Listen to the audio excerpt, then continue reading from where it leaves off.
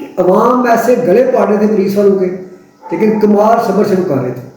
اب دوسرا ہم ٹمبر چوک پہ دیکھیں تو وہاں پہ جو ٹریفک والے کھڑے ہوئے تھے وہ لوگوں کی چادریں کھینچ رہے تھے، بدتمیزی کر رہے تھے، یہ فرق تھا۔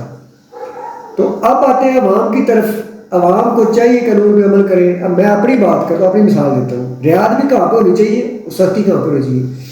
ہیلمٹ پر کسی قسم کا کمپرومائز نہیں ہونا چاہیے ناظرین، ہیلمٹ پر کسی قسم کا کمپرومائز نہیں ہونا چاہیے۔ میں سمجھتا 2000 روپے جرمانہ بہت ہی زیادہ ہے، 500 سے سٹارٹ کریں، حکومت کی وجہ سے اجازت ہو کسی کو 5000 کریں، 500 کریں، کیپیسٹی دیکھ کے یا زمانہ کام کر لیں، لیکن آر ہونا چاہیے۔